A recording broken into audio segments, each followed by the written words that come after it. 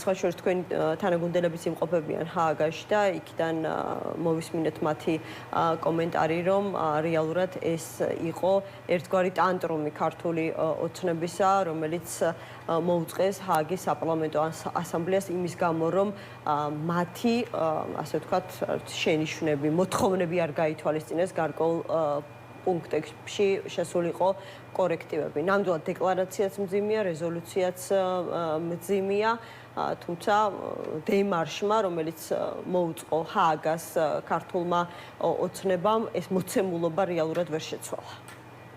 მოგესალმებით თემა, რა თქმა უნდა, ძალიან სამწუხარო ფაქტი მოხდა. მე ვიტყოდი, რომ სამარცხვინო ფაქტიც კი იყო. მაშინ, როდესაც ქვეყნისთვის არის უმნიშვნელოვანესი პლატფორმა, ის პლატფორმა, რომელიც მიმდინარეობდა ეუთო საპარლამენტო ასამბლეის ჰააგის დეკლარაციის განხილვა და უნდა ყოფილიყო მისი კენჭისყრა, სადაც საქართველოს დაეთმო კონკრეტული ერთი სპეციალური რეზოლუცია და მაშინ, როდესაც ჩვენ დღეს ვიმყოფებით ძალიან მძიმე ვითარებაში, იმიტომ რომ რუსეთს გააქტიურებული აქვს დროებით ოკუპირებული ცხინვალის ანექსია, ყველაფერს უნდა აკეთებდეს ქართული მხარე იმისთვის, რომ ასეთი უსაფრთხოების პლატფორმები გამოიყენოს დააკოორდინიროს ჩვენი საერთაშორისო პარტნიორები იმისთვის, რომ გამოყენებული იქნეს ყველა საერთაშორისო ბერკეტი. ამის ნაცვლად ქართულმა ოცნებამ საბოტაჟი გამოუცხადა ასეთი მნიშვნელობის უსაფრთხოების პლატფორმას, რაც რა თქმა უნდა ძალიან სამწუხარო და ამას არ იმსახურებს საქართველო, იმიტომ რომ წლების განმავლობაში იყო ძალიან ცხადი. ჩვენ გვაქვს აღებული ვალდებულებები, ჩვენ სახელმწიფოს აქვს ვალდებულებები ეუთო საპარლამენტო ასამბლეასთან, გვაქვს აღებული კიდევ სხვა საერთაშორისო ორგანიზაციებთან ვალდებულებები, რომელსაც საქართველოს მხარე ქართული ხელისუფლება ვერ ასრულებს, ქართული ოცნების თაოსნობით ვერ ასრულებს. შესაბამისად, ეს რეზოლუცია რა თქმა უნდა იქნებოდა მძიმე. რა თქმა უნდა, რეზოლუციაში ეწერებოდა ის, რომ ქართული ოცნება დევნის განსხვავებული აზრის მქონე ადამიანებს, რა თქმა უნდა, რეზოლუციაში აუცილებლად მოხდებოდა ისიც, რომ მათ ორ არჩევნებზე დაარღვიეს ადამიანის არჩევნის თავისუფლება. სწორედ ეს ერთ-ერთი ეს მიმართულება გახდა, რის გამოც პრეტენზიები გამოთქვეს ქართული ოცნების წევრებმა და სხვათა შორის პაპუაშვილმა თქვა, რომ ეუთოს საპარლამენტო ასამბლეამ გააყალბა ეუთოს სადამკვირვებლო მისიის ანგარიში, რომელსაც ეჭვიც არ შეუტანია ამ არჩევნების ლეგიტიმურობაში.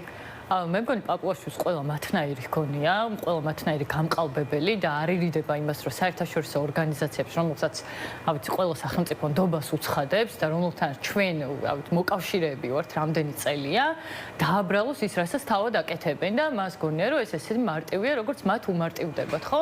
ავიცი, თვითონ როცა მათ მოსაწონ განცხადებას აკეთებენ, მაშინ სანდოა ყველა ორგანიზაცია, მაგრამ როგორც კი მათ კრიტიკაზე და მათ დანაშაულზე მოხდება მითითება, მათთვის ყველა მოტყუარა და ყალბია, ხო? რა თქმა უნდა, ეს ესე არ არის და ვერც პაპუაშვილის განცხადება ამ მოცემულობას ვერ შეცვლის და ვერც ის საბოტაჟი, რომელიც სამწუხაროდ ქართული ოცნების წევრებმა მოაწყვეს ასამბლეაზე.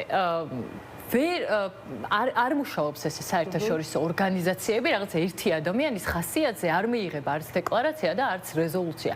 აქ წლების განმავლობაში მუშაობენ და აქ არის ჩამოყალიბებული საერთაშორისო სამართლის და საერთაშორისო დემოკრატიის ფუნდამენტური ფორმა, ხო?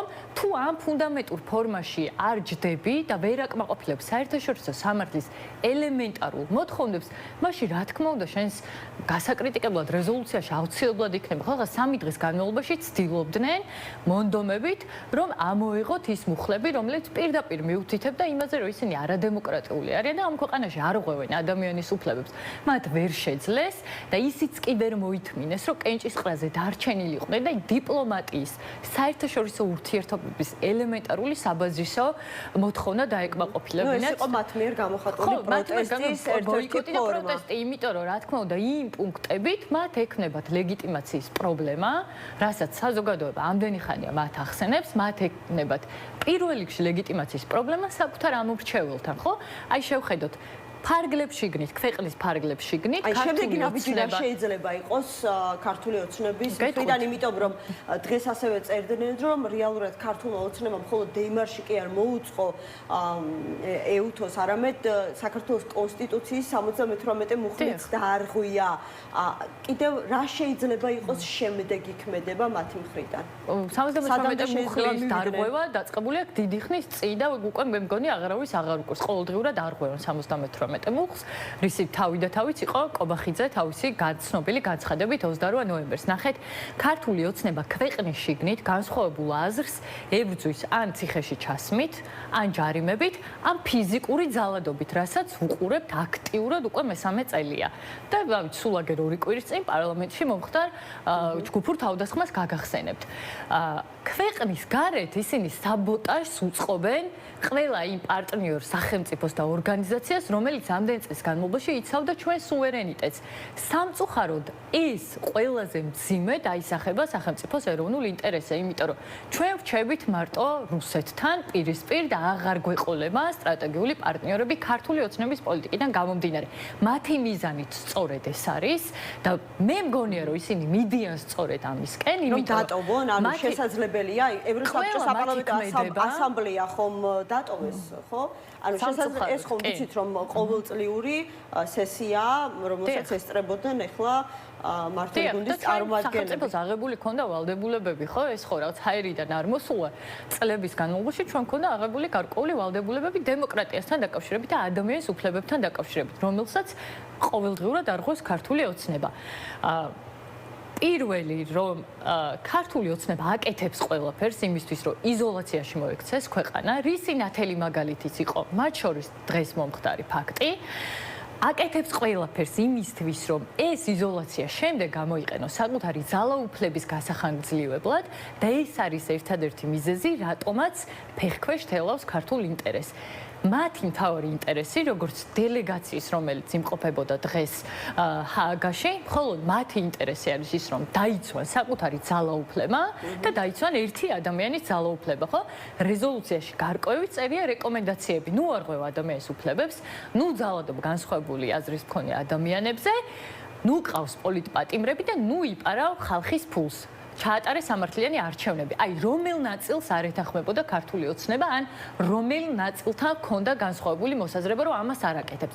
ყველამ ძალიან კარგად ვიცით, რომ ყველა ამ პუნქტში მოყვანილ დანაშაულს ჩადის ქართული ოცნება და ჩადის მხოლოდ იმიტომ, რომ მისი ძალაუფლება შეინარჩუნოს. მისი ძალაუფლება დღეს დგას მხოლოდ ძალადობაზე და იზოლაციაზე. სხვა შორის, აი დიდი ხნის პაუზის შემდეგ გიორგი გახარიას კომენტარიც ვნახეთ, რომელიც ასევე ჰააგაში იმყოფებოდა. მან თქვა, რომ ეუთოს საპარლამენტო ასამბლეის ყოველწლიური სესიის ფარგლებში მნიშვნელოვან შეხვედრებს მართავთო ეუთოს ხელმძღვანელებთან და ასევე ქონდა კომენტარი იმ დროს, როდესაც რაღაცა ქართული ოცნების წევრები არიან დაკავებული, ხო, კი ბატონო, საბოტაჟით.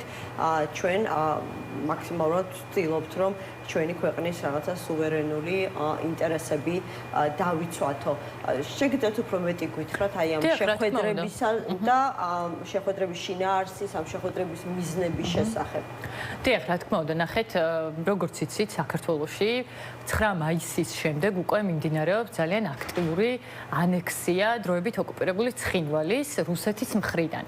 ეს პროცესი დაიწყო მას შემდეგ, რაც გიორგი გახარიას წაუყენა სისხლის სამართლებრივი ბრალი ჩორჩანასთან დაკავშირებით. რამაც გაუჩინა ამბიციები რუსეთის მხარეს და დროებით ოკუპირებული ცხინვალის დე-ფაქტო ხელისუფლებას, რომ პირველი ქართული მიწიდან ქართული საგუშაგო გაქრეს და იმ ტერიტორიებს, რომელიც ისტორიულად საქართველოს ტერიტორია და სამართლებრივად საქართველოს ტერიტორია, საქართველოს პრეტენზია არ ქონდეს. ამან წაახალისა ეს პროცესი და 9 მაისს დაიდო დროებით ოკუპირებული ცხინვალის დე-ფაქტო ხელისუფლებასა და მოსკოვის შორის ორმხრივი სამოკავშირო შეთანხმება, რომელიც ითვალისწინებს სრულად ინტეგრაციას დროებით ოკუპირებულ ცხინვალსა და მოსკოვის შორის, რაც არის აქტიური ანექსია. ამას მოყვა შემდეგ რუსი მაღალჩინოსლის მიულინება პრემიერ-მინისტრის რანგზე, ამას მოყვა დროებით ოკუპირებული ცხინვალის დე-ფაქტო პრეზიდენტის მოსკოვში გადაყვანა, რაც არის ძალიან მძიმე ანექსიის პროცესი. ამას რა თქმა უნდა სჭირდება საერთაშორისო პარტნიორების ჩართულობა და ამას სჭირდება რეაქცია და რეაგირება. ჩვენ რეზოლუცია წარუადგინეთ პარლამენტში, რასთან დაკავშირებითაც დუმს უკვე ერთი თვეა ქართული ოცნება და ამასთან დაკავშირებით არაკეთებს განცხადებას და იმის ნაცვლად, რომ სწორედ ეს პლატფორმა გამოეყენებინათ, რომ მაქსიმალურად მოეხდინათ აქცენტირება აი ამ ანექსიის აქტიურ პროცესზე, აი თქო ნახეთ რაზე დავიწროდნენ ისინი, რომ დაიწყეს იქ წუწუნი, რომ პუნქტები არ მოსწონდათ და აი ამ პუნქტების ამღ მათთვის, რომ ეროვნული ინტერესი არ არის რეზოლუცია, რა შედეგებს მოიტანს. ნახეთ, დღეს ირაკლი მელაშვილის კომენტარს ვკითხულობდი, რომელიც ამბობს, რომ არა მხოლოდ ასე ვთქვათ საქართველოსთან მიმართებაში, ამბობს, რომ უფრო გლობალურად, ვიდრე ცივილიზებული სამყარო არ მიხვდება, რომ მხოლოდ უკბილო რეზოლუციებით არ ხდება რეჟიმებისთვის პრობლემების შექმნა, არაფერი არ შეიცვლებაო. ხო, ნახეთ, ამ რეზოლუციებსაც აუცილებელი სავალდებულო ფორმა შესრულების სამწუხაროდ ხო არ აქვს, ხო? ეს საერთაშორისო თანამეგობრობა ესე მუშაობს, ხო? როდესაც გინდა რომ რაღაც ორგანიზაციაში გაწევრიან და გახდეთ ცივილური სამყაროს წევრი, რაც იყო გარკვეული თანამეგობრობის წევრი, შენ კეთილინებით იღებ ამ ვალდებულებას და იაზრებ შენს პასუხისგებლობასაც.